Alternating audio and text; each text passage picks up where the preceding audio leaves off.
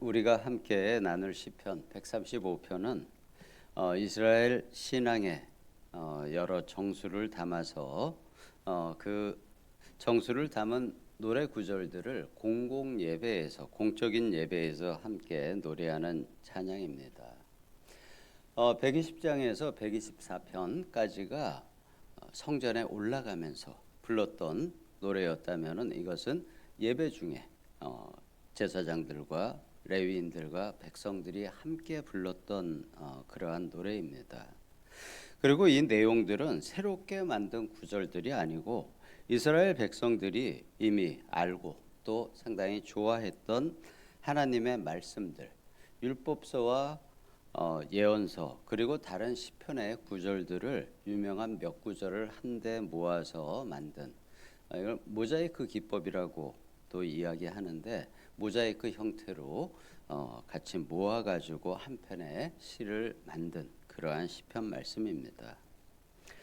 이 시인은 이렇게 백성들에게 익숙한 말씀들을 모아서 분명하게 전하고자 한 큰 주제가 있습니다. 그 주제는 우리가 예배하는 하나님은 어떠한 분이시며 또 세상이 섬기는 우상과는 어떻게 다른가라는 주제를 가지고 모자이크 기법으로 만든 시편 구절들이고요. 그러다 보니까 창조와 구속 역사에 나타나는 여호와 하나님의 유일하심 그리고 위대하심을 선포를 하고 또 이와 대조적으로 이방 우상신들의 무력함과 허무함을 폭로하는 그러한 내용의 노래 모음입니다. 그리고 이 노래는 포로기 이후에 만들어진 것으로 추측을 하고요. 포로기 이후에 바벨론 유수 후에 이스라엘로 돌아온 백성들에게 아주 경건하게 받아들여지고 또 제2성전인 수룹바벨 성전에서 공식적인 예배의 찬양곡으로 사용이 되었습니다. 이 형태는 1절에서 3절까지는 제사장과 레위인들이 백성들에게 먼저 노래를 하고요. 그리고 14절에서 18절까지가 백성들이 노래를 합니다. 그리고 19절에서 21절까지 마지막 세 절은 그 성전에서 일하는 직무자들, 레위인들과 제사장 그리고 백성들이 모두 함께 합창으로 부르는 형태로 되어 있습니다. 1절에서 3절까지 제사장들이 먼저 찬양을 하면서 백성들을 예배에 부르심을 선포를 합니다. 그래서 1절 말씀이 이렇게 되어 있습니다. 할렐루야로 시작을 하죠. 할렐루야는 하나님을 찬양한다는 의미이고요. 할렐루야 여호와의 이름을 찬송하라. 여호와의 종들아 찬송하라. 여호와의 종들이라는 것은 제사장과 레위인들, 성전에서 일하는 사역자들을 말합니다. 그래서 그들을 먼저 찬양하라고 이야기하고요. 그리고 여호와의 집, 우리 하나님의 성전들에 서 있는 너희들이요. 백성들에게 하나님을 찬양하라고 합니다. 여호와를 찬송하라. 여호와는 선하시며 그의 이름이 아름다우니 그의 이름을 찬양하라라고 이렇게 제사장들과 레위인들이 먼저 노래하면서 외칩니다. 백성들을 부르는 것이죠. 그리고 이어지는 4절에서 18절까지 이제 그 성전 직무자들의 부르심에 백성의 무리가 답하는 찬양 노래로 구성이 됩니다. 그러면서 4절에서부터 먼저 그들이 왜 하나님을 찬양하는지를 설명하는 노래입니다. 하나님을 찬양하는 이유에 대해서 가장 먼저 하나님께서 선택해 주신 그 하나님의 선택을 존중을 하고 또 감사를 올립니다. 그래서 4절에서 이렇게 말합니다. 여호와께서 자기를 위하여 야곱 곧 이스라엘을 자기의 특별한 소유로 택하셨음이로다. 이것은 아마도 현재 우리들도 하나님을 찬양하는 가장 큰 이유 중에 하나일 것입니다. 그분이 나를 택하셔서 우리를 택하셔서 구원의 길을 열어주시고 인도하셨기 때문에 우리가 그분을 찬양할 수 있는 하나님의 자녀가 되었습니다. 바로 이 특별한 하나님의 소유, 양자로 선택하여 주심에 감사하기 때문에 우리가 하나님을 찬양하죠. 이스라엘 백성들도 그들이 선택된 민족, 그 선택에 대해서 감사하는 내용을 먼저 올립니다. 그리고 찬양하는 두 번째 이유는 5절에서 7절까지의 내용. 그분은 만물을 다스리시는 주관하시는 주관자이시기 때문입니다. 그래서 5절에서는 여호와 하나님의 위대하심을 선포를 하고 6절과 7절에서는 하나님이 천지와 바다 그리고 안개와 비와 번개, 바람 등의 모든 자연과 만물을 다스리는 분이심을 고백을 합니다.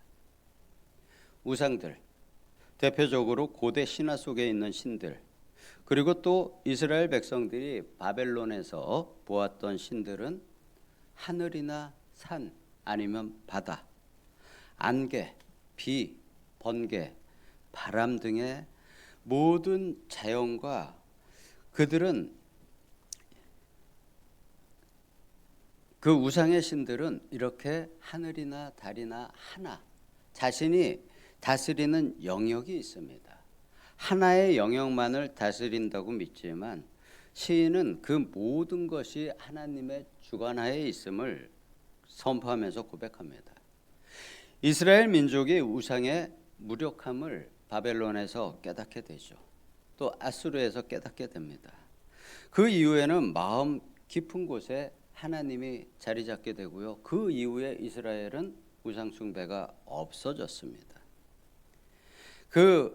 우리가 우상에 대해서 이제 절대로 믿지 않겠습니다라는 마음 깊은 고백을 하나님께 올리는 노래입니다.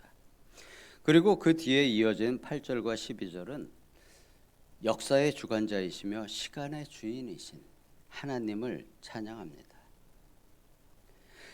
출애굽으로부터 애굽에서 바로에게 행하셨던 그 표적과 징조, 또 가나안으로 가는 도중에 아모리족의 시온과 바산 왕 옥, 그들을 치신 일, 또 가나안 땅을 기업으로 주신 일들을 통해서 역사의 주인이시고 진정한 시간의 지배자이심을 알게 되었고 그것을 고백하는 내용입니다.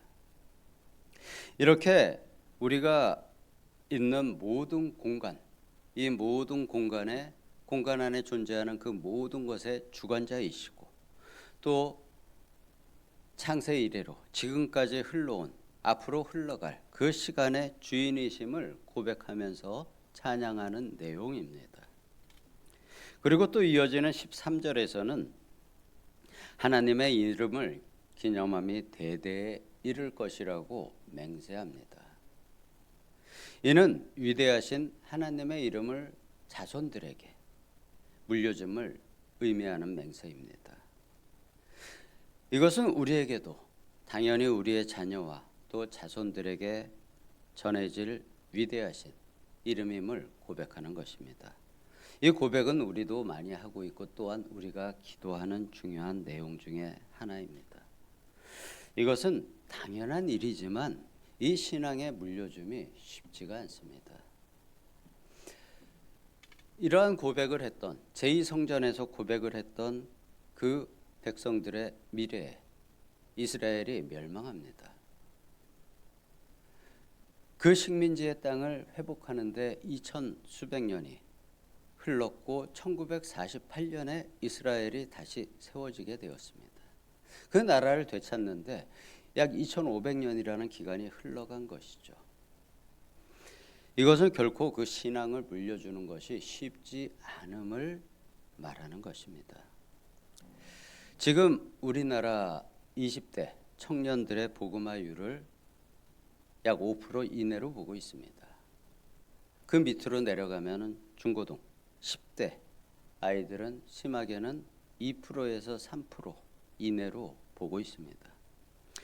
이것은 기독교인 부모, 바로 우리들이 자녀들에게 물려주어야 할 신앙의 보물을 제대로 전해주지 못함을 의미하는 것입니다. 지금 이 찬양을 올리고 있는 스룹바벨 시대, 그 이스라엘 백성들이 또 하나님을 이방인 중에 하나님을 믿게 되었던 그 헬라 출신의 경건한 자들, 바로 그들에게 벌어졌던 그 현실이 지금 여러 기독교를 거쳐왔던 선진국들과 우리나라에서 벌어지고 있는 같은 문제입니다. 우리는 어쩌면 이 13절의 말씀을 지킴에 실패한 세대일 수도 있습니다. 그것은 앞으로 20, 30년, 50년 정도가 지나면은 우리나라의 기독교 인구를 보게 되면은 그 판단할 결과를 우리가 알 수 있게 되겠죠. 아마 20, 30년 같으면 여기 계시는 대부분의 사람들이 그 결과를 아마 보게 될지도 모릅니다. 우리의 수명은 계속 길어지고 있으니까요. 물론 이 새벽 예배에 나오신 성도님들의 부모, 그리고 우리 성도님들 세대는 굳은 신앙을 지켜왔습니다. 잘 지켜왔습니다. 그런데 그 물려주어야 할 신앙의 대물림은 성공한 가정도 성공하지 못한 가정들도 있습니다. 제가 청년부를 올해 새롭게 맡게 되면서 초반에 올해 초에 청년들에게 질문을 해봤습니다. 과연 신앙을 위해서 세상의 성공을 희생할 수 있는가? 너희가 만약에 지금 다니고 있는 직장, 앞으로 다니게 될 직장에서 신앙과 직장을 선택해야지 되는 문제가 있을 때 너희는 과연 어떠한 선택을 할 수 있을까라는 질문을 조금 돌려서 했을 때 세상의 성공보다 올바른 신앙생활을 택하겠다고 대답한 청년이 반을 넘지는 않았습니다. 즉 신앙의 성공을 위해서 세상의 성공을 희생하지는 못한다는 것입니다. 이는 어떻게 보면은 부모에게서 올바른 신앙의 본을 보지 못했거나 배우지 못했다는 것입니다. 우리가 진정으로 하나님의 위대하심을 믿고 그분을 찬양한다면 우리 아랫세대들에게 이를 가르치고 물려주어야 합니다. 그러기 위해서 할 수 있는 것은 한 가지밖에 없습니다. 바로 우리의 삶에서 그들에게 보여주어야 합니다. 가족이 아닌 밖에서 만나는 세상 사람, 또 교회에서 만나는 성도들에게는 나의 모습을 얼마든지 포장을 할 수가 있습니다. 포장한 모습을 보여줄 수가 있습니다. 그렇지만 내 가족, 내 자녀들에게는 그 포장이 되지 않습니다. 그들은 나의 모습을 통해서 마음의 신앙을 알아가게 되는 것입니다. 신앙은 지식으로 가르치는 것이 아니라 삶에서 보여주고 그들이 선택하게 해야 하는 것입니다. 이 말씀을 드리는 저에게도 쉽지 않은 문제이고 부담이 되는 마음의 내용이지만 신앙의 바른 길이기에 감히 말씀드리는 것입니다. 하지만 우리가 우리의 자녀가 우리의 자녀가 하나님 앞에 온전한 신앙으로 하나님 앞에 나아갈 때 놀라운 일이 생긴다고 14절에서 선포를 합니다. 14절에서 하나님께서는 그들의 종들로 말미암아 위로를 받으신다고 합니다. 물론 이 해석은 논란이 있을 수 있습니다. 이 위로를 받으시리로다라는 구절은 우리 개역개정 전에 개정 한글본에서는 그 종들을 긍휼히 여기시리로다라고 해석을 하였고요. 또 한글 새 번역에서도 당신의 종들을 위로하여 주신다라고 해석을 하였습니다. 그런데 우리가 보는 지금 개역개정에서는 그들의 종들로 말미암아 아마 하나님을 이야기하겠죠. 하나님께서 위로를 받으시리로다라고 말 그대로 보면 그렇게 해석을 하였습니다. 여기에서 위로를 받는다는 히브리 원어는 이트네암이라는 단어인데요. 이는 긍휼을 베푸시다, 연민을 느끼다라는 의미로 사용이 됩니다. 그대로 해석을 한다면 우리는 하나님으로부터 수없이 많은 위로를 받는 것이 당연하고 그 이전의 모든 성경본은 그렇게 해석을 하였습니다. 그런데 정말 개역개정의 해석대로 하나님께서도 우리의 바른 신앙으로 인해서 그분이 하나님 마음의 위로를 받으신다면 정말 감사한 일일 것입니다. 그리고 이어지는 15절, 18절에서 시인은 살아계신 하나님과 세상의 우상들을 극명하게 대조를 하면서 우리가 경계해야 할 것이 무엇인지를 알려줍니다. 16, 17절에서는 우상의 무능을 고발하고 있습니다. 그들은 입이 있어도 말하지 못하고 눈이 있어도 보지 못하며 귀가 있어도 듣지를 못합니다. 그리고 결정적으로 그 입에는 아무런 호흡이 없다고 노래합니다. 여기서 호흡이라는 말, 이것은 히브리어로 루아흐라는 단어인데요. 이것은 생명 또는 영을 뜻하는 단어입니다. 우리는 창세기에서 하나님의 백성은 아담은 하나님의 호흡을 받음으로 살아있는 생명이 되어서 사람으로서 삶을 시작하게 되었습니다. 그리고 예수 그리스도로 인하여 우리들은 성령 하나님과 함께하는 은혜까지 받았습니다. 그렇지만 우상들은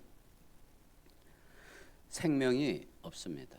왜냐하면 그들에게는 하나님의 호흡이 없기 때문입니다. 죽어있는 시체에 불과하다는 것입니다.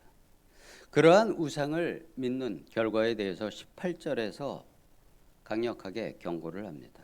그것을 만든 자와 그것을 의지하는 자가 다 그것과 같으리로다.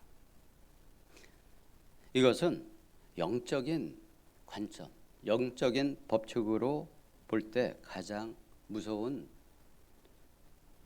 말씀이고 통찰입니다. 사람은 자신이 섬기고 예배하는 대상을 닮아가게 됩니다.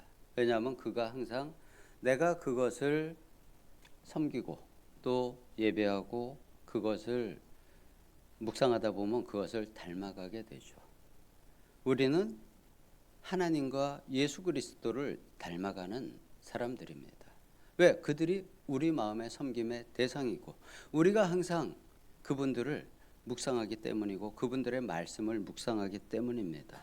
우리는 예수님을 닮아가는 삶의 길을 성화, 그 마지막을 영화라는 신학적인 표현을 사용해서 이야기하죠. 그런데 말 못하는 이 우상을 섬기다 보면은 똑같이 영적인 벙어리가 됩니다. 영적으로 보지 못하는 우상을 섬기게 되면은 영적인 소경이 됩니다. 계시록에서도 경고를 하고 있죠. 또 생명이 없는 우상을 섬기면 어떻게 될까요? 결국은 영원히 없는 죽은 사람이 되는 것입니다. 그러면은 과연 오늘의 우상은 무엇이 있을까요? 무수히 드린 말씀이지만 눈으로 보이는 금이나 나무로 만든 우상이 아닐지라도 하나님보다 우리가 더 사랑하고 의지하는 것, 그것이 바로 현대를 살아가는 우리 마음의 우상이 될 것입니다. 재물이나 성공이나 쾌락, 이념, 그러한 것들은 우리의 고통을 보지도 못하고 우리의 기도를 듣지도 못하며 우리에게 참된 생명, 르아우, 그것을 하나님의 호흡을 주지 못합니다. 오히려 그것을 따르는 사람들은 말씀처럼 그것들처럼 허망하고 생명이 없는 죽은 존재가 되어가고 있을 뿐입니다. 그래서 우리가 어떻게 하나님을 찬양해야지 되는지를 19절에서 21절에서 알려줍니다. 하나님의 부르심은 모두에게 임함을 선포합니다. 그래서 19절에서 21절까지는 성전의 모든 사역자와 뜰에 있는 모든 백성이 함께 노래합니다. 하나님은 이러한 대상의 사람들을 초청을 합니다. 이스라엘 족속아, 이스라엘 백성들을 초청합니다. 아론의 족속아, 제사장들을 초청합니다. 레위 족속아, 레위인들을 초청합니다. 여호와를 경외하는 너희들아, 여호와를 경외하는 자들, 이것은 이방 출신 중에 하나님을 믿게 된 사람들을 의미하는 그러한 부르심입니다. 이 모두가 부르심을 받아 외칩니다. 모두가 함께 이렇게 외치는 것이죠. 여호와를 송축하라. 이렇게 이스라엘 백성과 제사장 레위 족속과 이방 중에 하나님을 경외하는 자들이 모두 모여서 하나님을 찬양할 때, 그리고 우리 모두 역시 힘과 마음을 모아서 우리가 하나님을 부르고 경배하고 송축할 때 하나님께서는 21절 말씀입니다. 시온에서 찬송을 받으실지이다.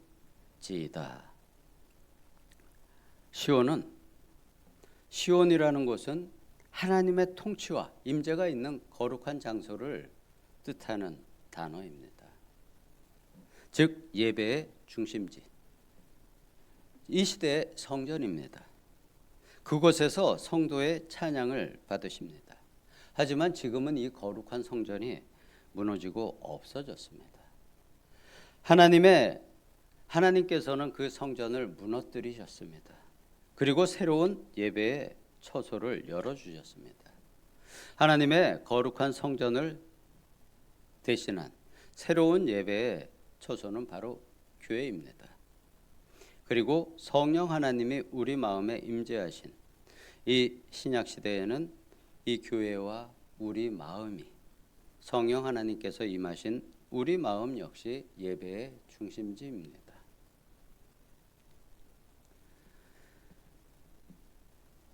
우리의 마음에 계시는 그분의 바라보고 우리가 그분과 하나가 되기 위해서 살아가는 영적 예배, 그것이 바로 또한 우리의 예배이고 삶인 것입니다. 우리가 이렇게 교회에 함께 모여서 하나님을 찬양한다는 의미의 할렐루야를 함께 외치고 함께 찬양하고 우리의 거룩한 영적 예배의 삶 가운데 우리 마음의 중심에 계시는 하나님을 향해서 역시 할렐루야, 하나님을 찬양합니다라는 외침으로 하나님 앞에 항상 온전히 서시는 우리 모든 성도님들과 제가 되기를 예수님의 이름으로 축복합니다. 네. 우리 함께 하나님을 경외하는 마음을 담아서 한번 같이 외쳐보겠습니다. 할렐루야 하고 함께 할렐루야, 아멘. 제가 기도하겠습니다. 하늘에 계신 우리 아버지, 우리에게 아버지와 또 우리 마음에 보내주신 예수 그리스도의 이름으로 오신 그 성령 하나님을 닮아갈 수 있게 그 길을 열어주심에 감사드립니다. 주님께서 말씀하셨습니다. 내가 곧 길이요 진리요 생명이라 하셨습니다.